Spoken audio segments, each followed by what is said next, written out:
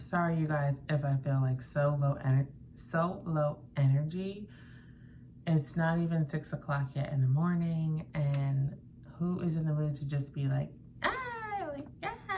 you know? I mean, I probably look like it because I have my ring light on. I probably just look like I'm awake, but I'm still very, just waking up. So I'm real mellow right now. Good morning, you guys. Welcome back to another day in the life of a medical coder. Right now, I'm looking at some denials that I have, and so far I went through 2 of them, and the first one is a denial by United Healthcare, and they are denying our 59425, which is 4 to 6 antepartum care visits.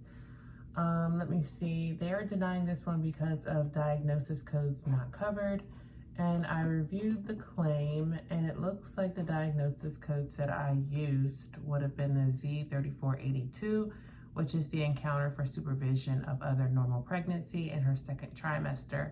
She was 20 weeks pregnant, and they do not like that Z3482. I don't know why they're denying that code, but I did see for her very first visit, we had built the AMA, the advanced maternal age, which is going to be the 009.5. So I'm going to correct this and use that one instead of this normal pregnancy code. All right, so let me go back, and we're going to use 09522, and I'm going to hit accept on that one.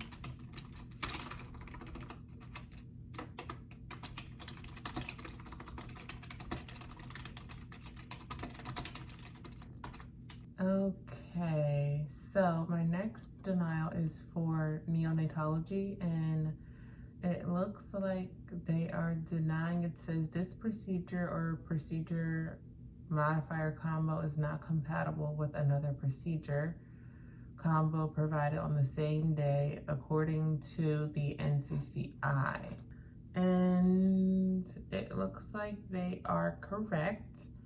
So it looks like this patient went from one hospital and was transferred to another hospital for the same organization, and meaning we'd have the same tax ID, and you can't bill 2 E&Ms on the same day by the same specialty, and that's what they did. So I'm gonna have to, looks like we'll wait the discharge and then keep the subsequent, because we'll keep the care going. We're not going to bill a discharge from one facility and then admit them again. You have to continue subsequent visits throughout, even though the patient left. Okay, so I have here, what did I say? The discharge that was billed by neonatology on this data service has been changed to a no charge code. Patient was transferred to NICU and billing for subsequent day code 99233. This CPT code is correct. Please send back to insurance. Thanks. I can't remember if I said this in the beginning of the video, but I'm not going to have that much editing going on in this video. I feel like I just kind of want to get to the point, because that last day in the life, I know you guys are loving it because I have so many views on it. But that video took me days to edit, and it was an hour long. So I kind of just want to jump in, do clips only that I'm talking in, and eliminate some of the music and the extra editing, transitions, and all that. So not gonna be no music in this one. I probably won't even get up to edit my breakfast, my lunch, none of that. We just are gonna be here to do what it do, and that's work. Okay, you guys, it is 9 o'clock in the morning, and you see that my other lights are on now. I just reviewed an evaluation and management. This is a consult that my provider did in the emergency department. So since it's a consult, the insurance is United Healthcare Medicaid, and I think they still accept consults. So I'm going to bill a consult code in the ER. I'm not going to change the place of service because it was in the ED. And if they don't accept consults, then we're just going to bill an ED code, which would be the 99282 through 99285. So far, let me just skim through the documentation so that way I can tell you guys what I leveled here on my exam sheet. On my audit tool. So it says for the HPI, she started bleeding on 5/14, so a week after she was diagnosed with her miscarriage, she started bleeding, and she was soaking pads about every 2 hours and passed several large clots. She became concerned about the bleeding and went to the ED for assessment. She continues to have bleeding, but felt it had slowed since her ED pelvic exam.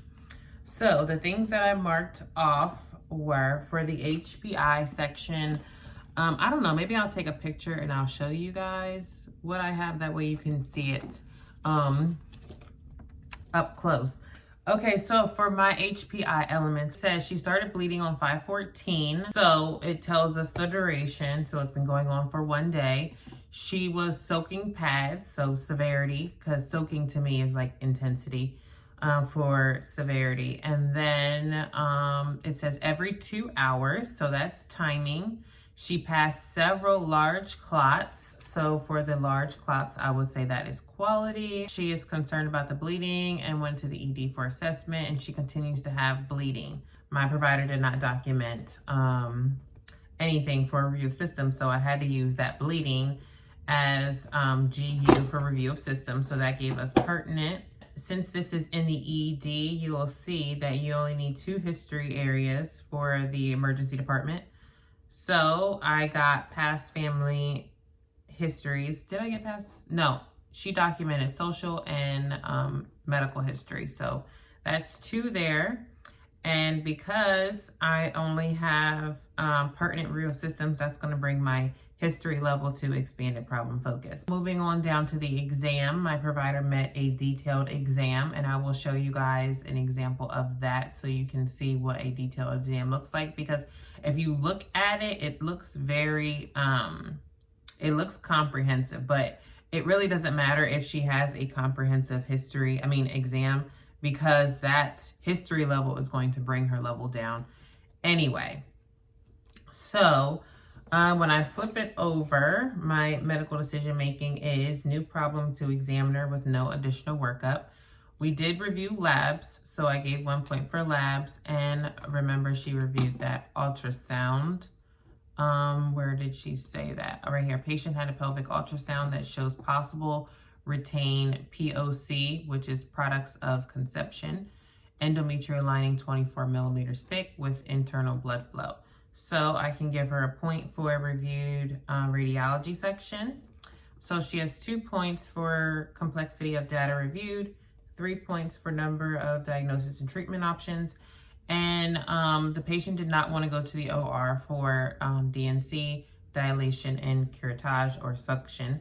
She decided to get the prescription sent to her pharmacy for Cytotec, and she can place that either vaginally or buccally. So that is going to be prescription drug management.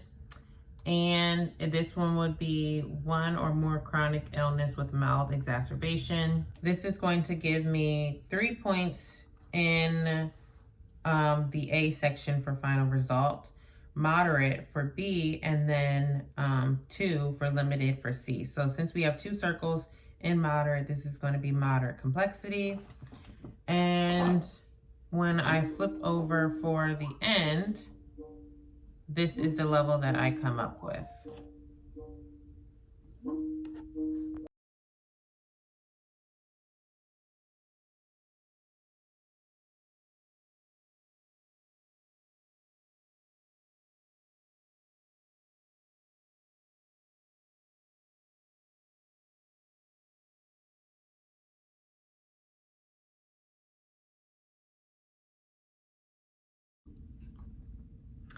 All right, so I'm moving on to my next thing, and I have a delivery here by one of my midwives from my practice. So she's seen the patient right before she delivered. It was just a progress note that she did which is kind of like a note that they do for like a subsequent visit. But I'm not going to be billing anything because she's going to be delivering today, and or on this date of service, I should say. So I just have to review and look for a diagnosis. Okay, so she's 40 weeks and 5 days, so that would be a post-term pregnancy. And it says labor down for an hour, then begin pushing with contractions. So I will use O48.0 and Z3A.40 for my diagnosis codes. And then it looks like my next note is the delivery. It says female delivered a viable female infant. Patient was admitted and labored and received epidural. She SROM'd with MSAF, which is meconium stain amniotic fluid. So that's going to be O77.0. And she received Pitocin for augmentation, GBS negative. At time of imminent delivery, fetal heart tracings were category 2. So that is O76. Diagnosis. Let's see what else. Infant delivered in vertex direct occipital anterior position. No nuchal cord was present. Baby was somersaulted through. Following lacerations were noted. She had a perineal massage, warm perineal compresses, laceration comments, second degree laceration. O70.1 is second degree perineal laceration during delivery. That's it. So I will need my outcome of delivery code, which is Z37.0. My first diagnosis code is going to be O48.0. My second diagnosis code, let me see, which one do I want to put next? Let's do the category 2 fetal heart tracing second, and then the meconium stain and second degree laceration I will have as my 5th and 6th diagnosis code. Diagnosis 3 and 4 is going to be my outcome of delivery as my 3rd one, and then the weeks of gestation is my 4th diagnosis code. And and then I have to check to see and make sure she had the same insurance throughout her entire pregnancy in order to bill global. So she has Blue Cross, and where's her first visit? Okay, here's her first visit, and it looks like she had the same insurance throughout. So for this vaginal delivery, I'm going to be billing $5,900. Alrighty, and then my next thing I have to do is I have to look for, so she was only in the hospital 2 days after her delivery, so we are only going to be billing, we're not billing anything really, but we're only going to be submitting the 99024, which is the postpartum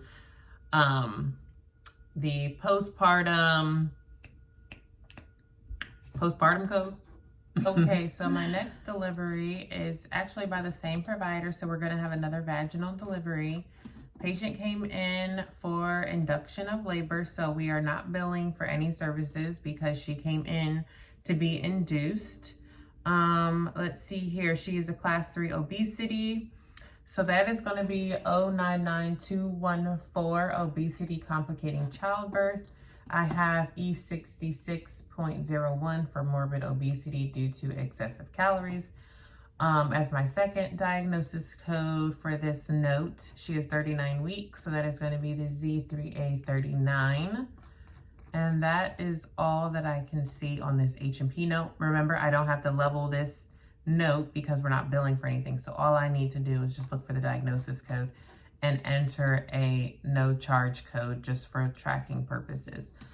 And then we have a progress note, which is similar to a subsequent note, but we're not going to bill anything. The diagnosis code that I see on here is for intermittent late decelerations. That's going to be our O76 diagnosis code. And she also has here that the patient meets for gestational hypertension. So that code is going to be the O13.4 for gestational hypertension without significant proteinuria complicating childbirth. I will also link the Z3A39 for the 39 weeks. And now we are on to the delivery note. So the delivery says here, I was present and participated in the delivery. Patient was admitted yesterday for induction of labor. She received Cytotec ×2. Pitocin was turned off due to fetal heart decelerations. Her amniotic fluid was clear, fully dilated, and began pushing. Let's see what else. She had a spontaneous vaginal delivery for a viable female infant. So that's going to give us our Z37.0 for outcome of delivery. And placenta delivered with gentle traction. Both mother and baby remain in good, stable condition. So I just have to check her insurance for her pregnancy. And then we can see if we're billing global or not. It looks like she'll have the same insurance throughout her entire pregnancy. But let me just look for the very first one. Here. Same delivery, same insurance. Okay, we're gonna bill the $5,900. And my diagnosis codes that I'm going to link, we mentioned fetal decelerations.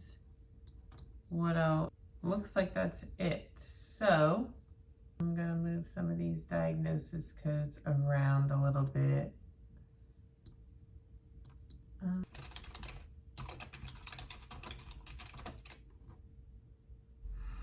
Okay, you guys, that is it for this video. Thank you all for watching. Make sure you hit that subscribe button, hit that like button, and leave a comment down below if you want to leave a comment. I'll see you all in my next video.